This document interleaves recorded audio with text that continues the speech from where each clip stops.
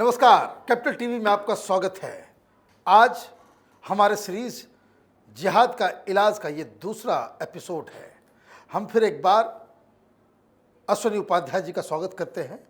आपका बहुत बहुत स्वागत है। धन्यवाद मनीष जी। इस सेकेंड एपिसोड में आज हम लोग डिस्कस करेंगे कि किस हिसाब से पीएफआई ने अपने उस दस्तावेज में ये कहा कि अगर सिर्फ 10% मुसलमान इनके साथ खड़े हो जाएं, पीएफआई के साथ आ जाएं, तो वो हिंदुस्तान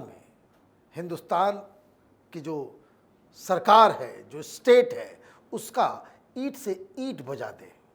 तो ये एक बहुत बड़ा पॉइंट है कि ये 10% का जो समर्थन ये मांग रहे हैं, ये कौन लोग हो सकते हैं, पोटेंशियल जो सपोर्टर समर्थक वो कौन हो सकते हैं और इसका इलाज क्या है, यही समझने के लिए आज हम बातचीत करेंगे। ये बताइए, ये 10% का क्या चक्कर है? उनका ये कहना है कि आज की डेट में हमारे पास 25 करोड़ मुस्लिम है। इस 25 करोड़ का 10% मतलब 2.5 करोड़, 2.5 करोड़ लोग उनके साथ आ जाए। बस 2.5 करोड़ लोग एक साथ इकट्ठा हो जाएं। कहने का मतलब, मान लीजिए उन्होंने वो चाह रहे हैं कि कॉल दे दें हम कि 2.5 करोड़ लोग दिल्ली पहुंचे तो आ जाए। तो बड़ी स्वाभाविक सी बात है, दिल्ली की पॉपुलेशन 2.5 करोड़ है। अब 2.5 करोड़ लोग अगर दिल्ली को घेर लें तो आपका पूरा फरीदाबाद, नोएडा, गाजियाबाद और गुड़गांव, सोनीपत, पानीपत, पूरा आपका दिल्ली चौक हो गया।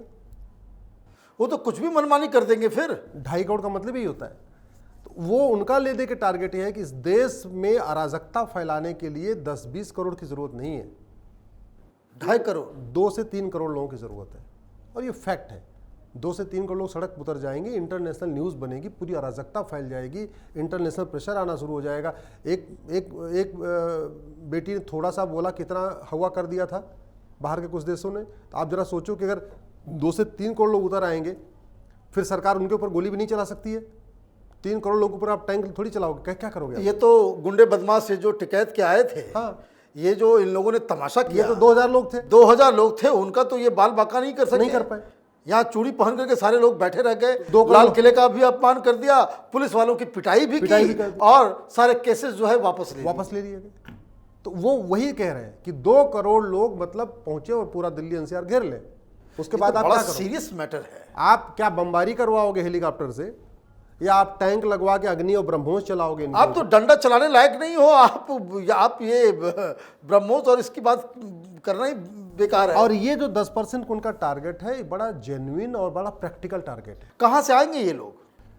देखिए, 25 करोड़ भारत में मुस्लिम है, इसके 20% के आसपास जाते हैं मदरसे में।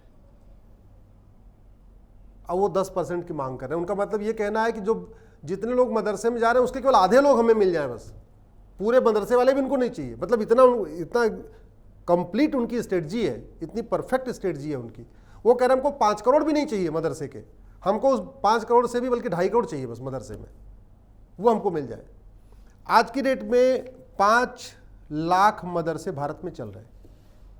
5 लाख मदरसे, 1-2 मदरसे नहीं, 1000, 2000 नहीं, 10-20 हज़ार नहीं, 5 लाख 5 लाख पूरे भारत में। इसका मतलब ऑन एन एवरेज भारत में 6.5 लाख गांव हैं।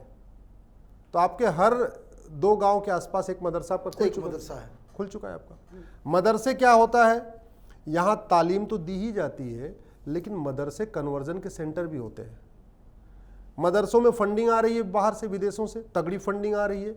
भारत के अंदर से जो 10% उनका दशांश चलता है, ज़कात जिसको तो मदरसे में क्या पढ़ाया जाता है? मदरसे में पढ़ाया जाता है, मदरसे में धर्मांतरण कराया जाता है, मदरसे में ये सिखाया जाता है कि तुम जितने ज़्यादा हिंदुओं को कन्वर्ट करोगे इस्लाम में, उतना तुम्हें जन्नत का तुम्हारा रास्ता खुलेगा। तुम जो है ये करोगे, जितना दूर रहोगे हिंदुओं से, उसमें तुम्हारा जन्नत का रास्ता खुलेगा।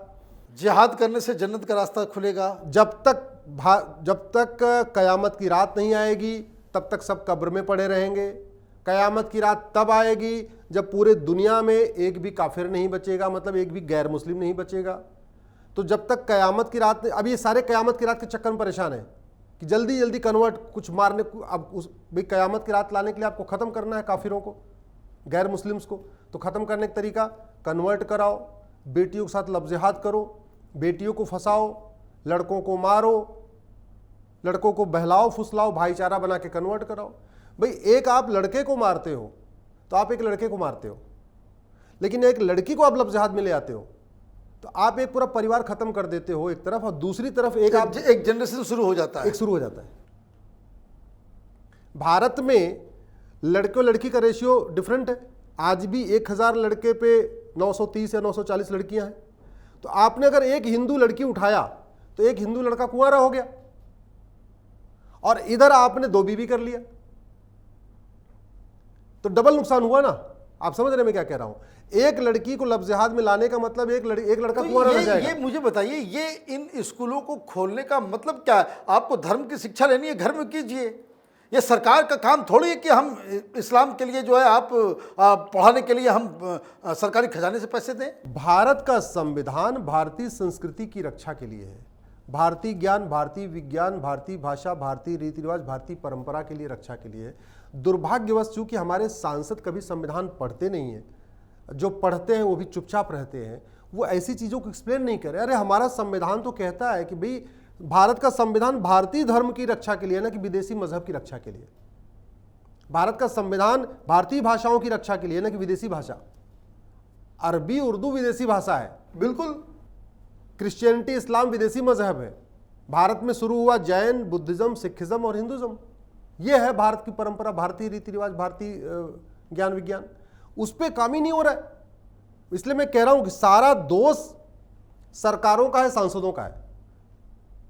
भाई ड्राइवर को वेतन भत्ता, गाड़ी बंगला मिलता है अच्छी तरीके से, ड्राइवर को वेतन भत्ता मिलता है गाड़ी चलाने के लिए। ऐसे सांसदों को वेतन भत्ता, गाड़ी बंगला, पेंशन सब कुछ मिलता है अच्छा कानून बनाने के लिए, देश की संस्कृति को बचाने के लिए, नियम कानून बढ़िया बनाने के लिए, जिहाद खत्म करने के लिए, अलगाववाद खत्म करने के लिए, कट्टरवाद खत्म करने के लिए, माओवाद खत्म करने के लिए। हमारी सरकारों ने 5 लाख में मदरसे खुलवा दिए। तो ये मदरसा जिहाद का सेंटर ये आखिर बना है, तो इसको खत्म करने का क्या तरीका हो सकता है? इसका खत्म करने का बहुत आसान तरीका है। पता नहीं हमारी सरकारों के और हमारे सांसदों को कान में जू क्यों नहीं रेंग रहा है। एक कानून है right to education act, right to education act है आरटी। उस कानून में एक शब्द जोड़ना है इक्वल, तो वो बन जाएगा राइट टू इक्वल एजुकेशन,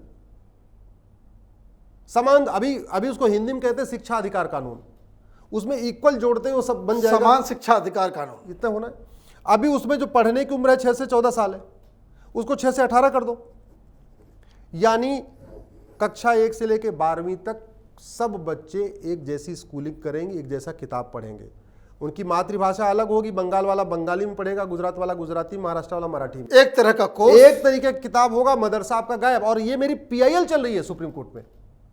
मुझे तकलीफ इस बात की है कि हमारे शिक्षा मंत्री को ये बात समझ में नहीं आ रही। लगता है या तो उनको खतरा समझ में नहीं आ रहा है, या उन्होंने मदरसे के इफेक्ट को पूरी दुनिया में देखा नहीं कि पूरी दुनिया में मदरसे जहां जहां खुले वहां हुआ क्या है, क्या क्या हुआ है। भाई मदरसा खुला आपका पर्शिया ईरान बन गया, मदरसा खुला आपका कैके पेशावर बन गया, मदरसा खुला आपका गंधार कंधार बन गया, मदरसा खुला आपका तक्षशिला रावलपिंडी बन गया। तो ये यहाँ पर रिलीजियस एजुकेशन देते हैं कि वॉरियर क्रिएट करते हैं? यहाँ पे बड़ी सीधी सी बात है, रिलीजियस एजुकेशन उनके हिसाब से रिलीजियस एजुकेशन है, उनके हिसाब से दूसरों को कन्वर्ट करना है उनका रिलीजन है, उनके हिसाब से काफिरों के खिलाफ जिहाद करना उनका रिलीजन है, उनके हिसाब से गुस्ताखे रसूल की एक सजा सरतन से जुदा एक उनका रिलीजन है। जो आपके लिए अपराध है, जो आपके लिए नफरत है, वो उनके लिए रिलीजन है। आप जिसको नफरत समझते हैं वो उसको अपना रिलीजन समझते हैं। तो ये सोच बच्चों में जो सोच आ रही है, छोटे छोटे बच्चों में, उस सोच का एक ही तरीका, मदरसा बंद करिए, समान शिक्षा लागू करिए। कोई सुप्रीम कोर्ट भी इंटरफेयर नहीं कर सकता। और मदरसे के ऊपर कोई एक्शन लिया जाता है? ये दिल्ली में ये मीडिया और सेकुलर ब्रिगेड नहीं, वो ये तो बवाल मचाना शुरू कर देते हैं। उनका तो पूरा तगड़ा इकोसिस्टम है। मदरसों की फंडिंग हो रही है बाहर से, और मदरसों को सपोर्ट करने की भी फंडिंग आ रही है, मदरसों के पक्ष में वकील खड़े करने की फंडिंग आ रही है, मदरसों के पक्ष के फेवर में आर्टिकल लिखने, लेख लिखने की फंडिंग आ रही है, मदरसों के पक्ष में PIL करने की फंडिंग आ रही है। वो तो कहते हैं कि भाई हमें ये अधिकार मिला हुआ है, ये हमारा फंडामेंटल राइट्स है, ये 25-27 ये बताते हैं। वो जो जिस और वो कहते हैं कि भाई हमें जो है अपने धर्म के बारे में पढ़ना, उसको प्रोपोगेट करना, ये हमें फंडामेंटल राइट है, आप कैसे छीन सकते हैं? नहीं नहीं, बिल्कुल ठीक कह रहे हैं।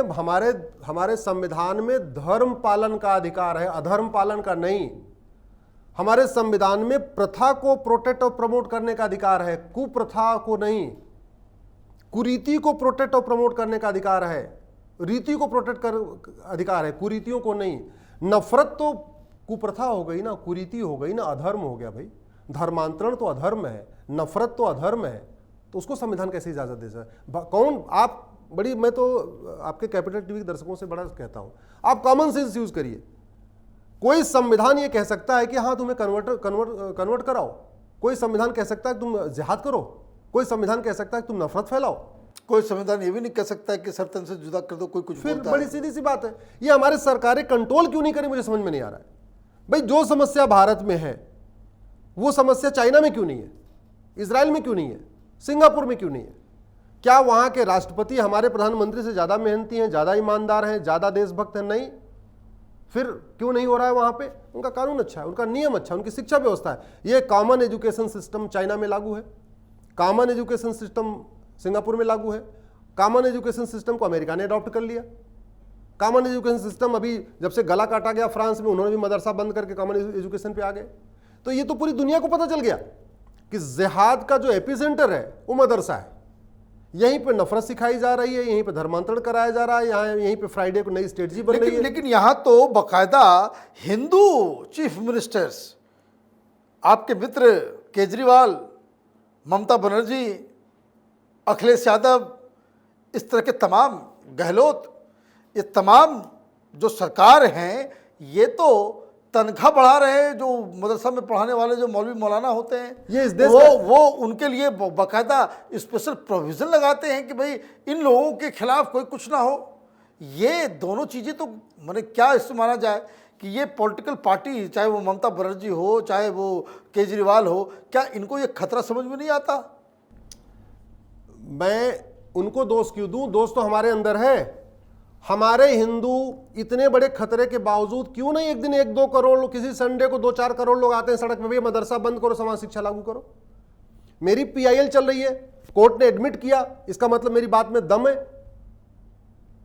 तो क्यों नहीं सड़क पे आते कि मदरसा बंद करो, जिहाद का अड्डा बंद करो, समाज शिक्षा लागू करो? मैं फिर से बार बार कह रहा हूं, इस जिहाद रूपी कैंसर का इलाज सड़क संसद सुप्रीम कोर्ट से होना है। तो इसका ऑपरेशन करना पड़ेगा, दवाई से नहीं ठीक होगा। दवाई से नहीं ठीक होगा, 1 टैबलेट 2 टैबलेट ठीक नहीं होगा। जो आपने जिहाद पार्ट 1 पहले किया था, आज हम जिहाद पार्ट 2 की बात कर रहे हैं। जब तक एक भी मदरसा है तब तक शांति नहीं आ सकती। यह अशांति का अड्डा है, ये नफरत का अड्डा है, ये जिहाद का अड्डा है, ये कन्वर्जन का अड्डा है, ये भारतीय संस्कृति को बर्बाद करने का अड्डा है, ये भाईचारे को खत्म करने का अड्डा है, ये समता समानता को जमीन में गाड़ने का अड्डा है। ये कुछ लोग कहते हैं भैया काम करो, आप भी गुरुकुल खोलो। मेरे से किसी ने बोला, हमने कहा गुरुकुल में क्या सिखाओगे? समता समानता, विश्व बंधुत्व, वसुधैव कुटुंबकम, भाईचारा, सबका साथ सबका विकास, नारी तू नारायणी, यही सिखाओगे? नफरत कहां सिखाओगे गुरुकुल में? नफरत कहां सिखा लोगे? आप सिखाते हो उधर? तुम्हारे कौन से वेद पुराण गीता रामायण में नफरत लिखी हुई जो सिखा दोगे भैया? तुम तो गुरुकुल खोलोगे तो और ज्यादा सॉफ्ट हो जाएगा वो, जो थोड़ा बहुत अभी सोशल मीडिया की वजह से थोड़ा सा टफ बना हुआ है, वो गुरुकुल में जाते ही और ज्यादा एकदम हो जाएगा। नफरत तो नहीं सिखा सकते ना उसको। इसलिए मैं कह रहा हूं, हम लोग जब जय बोलते हैं, क्या कहते हैं? धर्म की जय हो, अधर्म का नाश हो, बोलते हैं ना, कि अधर्म का नाश किए बिना धर्म की जय हो ही नहीं सकती। जिस तरीके से अधर्म का नाश किए बिना धर्म की जय नहीं हो सकती, उसी तरीके से मदरसा बंद किए बिना जिहाद का इलाज नहीं हो सकता। अधर्म वहीं से बढ़ रहा है, नफरत वहीं सिखाई जा रही है। और भाई जिसको अगर कुरान पढ़नी है, हदीस पढ़नी है, घर में बैठी घर में पढ़ लेना। भाई भारत में जो लोग नॉर्मल शिक्षा ले रहे हैं, हाँ। कॉमन एजुकेशन ले रहे हैं, उनको अपने घर में पढ़ लेते हैं। वाल्मीकि, जिसको वाल्मीकि रामायण पढ़ना पड़ता जिसको है, जो पढ़ना है पढ़िए, घर में कीजिए। पढ़ता है। सरकार का पैसा, सरकार का रिसोर्सेज आप किसी और धर्म को पढ़ाने में थोड़ी आप मैं इस्तेमाल तो कर इससे सकते आगे जाता हूं। मैं तो ये कह रहा हूं कि सरकार को गीता रामायण पढ़ाना चाहिए, क्योंकि गीता में कहीं ये नहीं लिखा है कि तुम हिंदू बनो। रामायण में कहीं नहीं लिखा तुम हिंदू बनो। गीता में कहीं नहीं लिखा है कि तुम दूसरों को कन्वर्ट करके हिंदू बनाओ। गीता तो ज्ञान है, गीता इंसान बनाती है, बाइबल ईसाई बनाती है, कुरान मुसलमान बनाती है और गीता इंसान बनाती है। ये बहुत बड़ा फर्क है। तो ये गीता तो पढ़ाना चाहिए, रामायण तो पढ़ाना चाहिए। तो आपको क्या लगता है कि ये मदरसा सारे बंद कर दिए जाएं? मदरसा बंद हो उसके बिना कोई समाधान नहीं है, कोई कुछ भी कह ले। और जितना अगर हम इसमें टाइम लगा रहे हैं, हम समझो लेट कर रहे हैं, हम पर डे इसमें और उग्रवादी पैदा कर रहे हैं, पर डे और जिहादी पैदा कर रहे हैं।